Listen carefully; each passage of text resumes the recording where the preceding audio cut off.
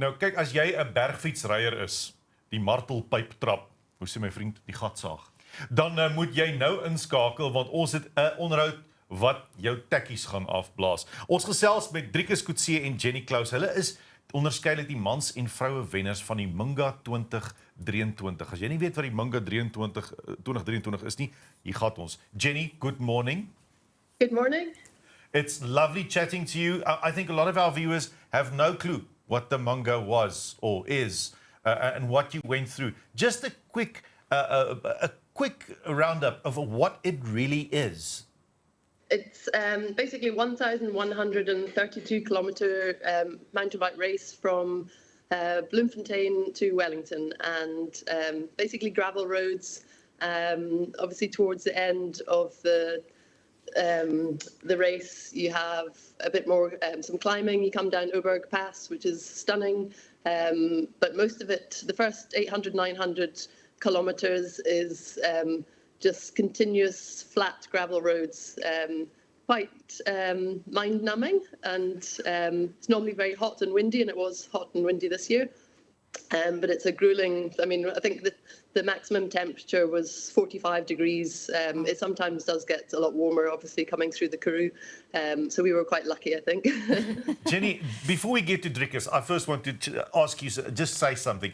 It is extremely impressive. You were first in the ladies division and you were 5th overall.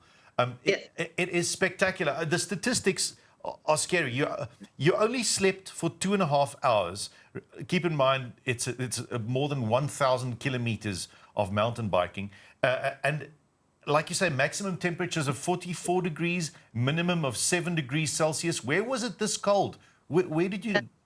As we came down into Ceres, the pass, it was freezing. It felt freezing for me. I feel the cold despite being from Scotland, and you're shaking on your bike, so you can't go too fast. Otherwise, you're shivering so much. It's hard to hold on to your bike.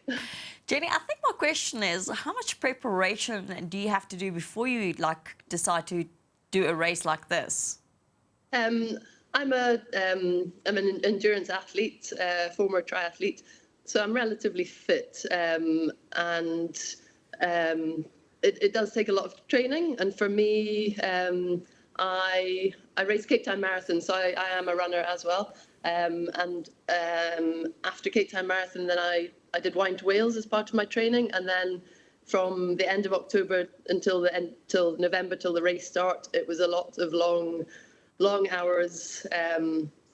A lot of sacrifices and 8-hour, 9-hour rides, training rides, 500-kilometer training weeks. So it's a lot.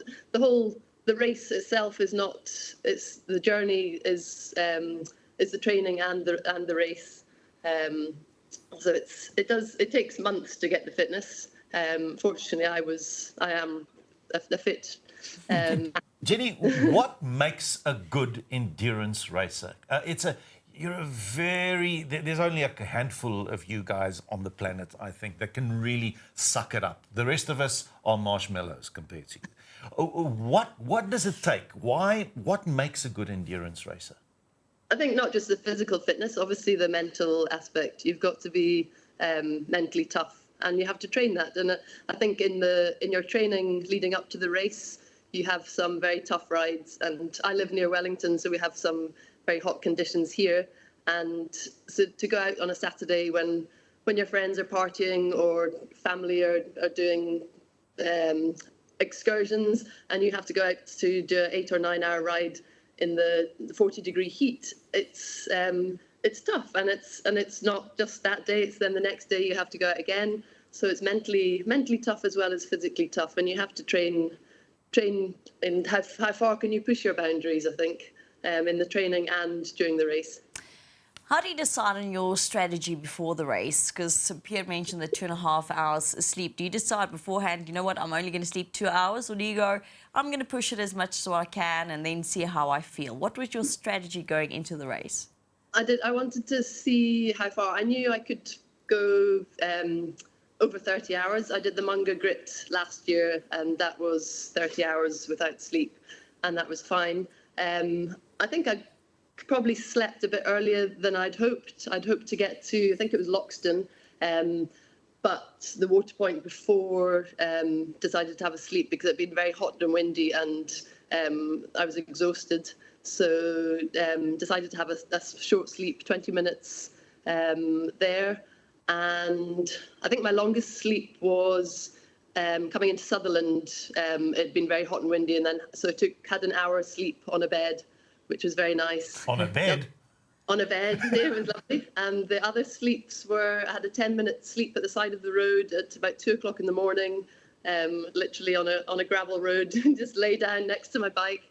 And the other sleep, I think I had a 20-minute sleep at the petrol station at Fraserburgh. So it's amazing how much a 10-minute power nap, it really rejuvenates you. Post-race, your body obviously takes such a beating during this race. Post-race, what's the recovery like? How is it a struggle getting your body back to functioning again the normal way, or is it something that you're used to now?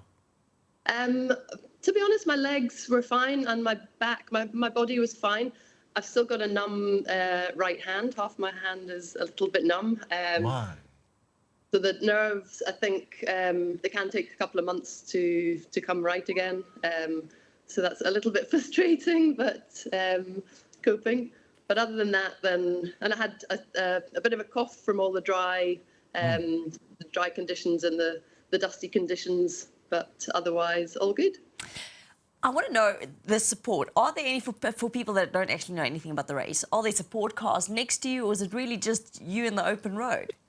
It's you in the open road. So there are 5 race villages, which have bike mechanics and lots of food, hot food and beds. And then in between the 5 race villages, there are water points. So you have 2 water points in between each race village with everything from water, and Namid Sports was the nutrition sponsor. So they had their nutrition.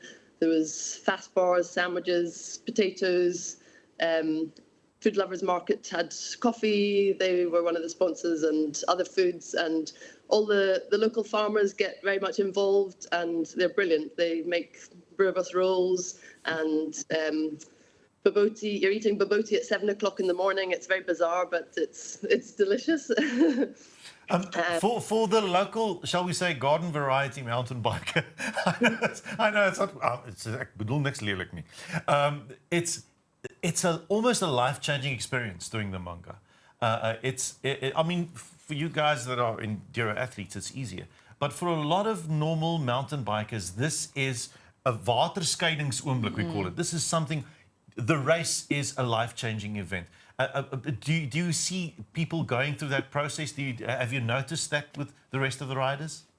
They do, definitely, and especially the people who take 4 or 5 days, and it very much is a life-changing experience. And I mean, hats off to them to persevere for the whole 5 days to get through, pedal by pedal, stroke by stroke, they get there, and it's amazing it really is amazing how much you can push your body, and hopefully that they inspire others to also tackle either this race or another race, because it really does show you that anybody can do it, and our bodies are amazing things. And for me, it was a journey. As I say, the training as well as the race was a journey. I am competitive, and I did want to go out to win the ladies' race, and to see how my body responded. I've never cycled 1,132 kilometers. Yeah. So it's amazing how you can push your body, and Jenny, hopefully inspire others. And inspiring others as you do. Thank you so much for joining us this morning, and congratulations on the winner and 5th overall. It is a spectacular achievement, and all the best and all our love to everyone in Wellington in the Cape. Thank you very much. Ja, daai het jy kan al begin oefen, né? Volgende jaar.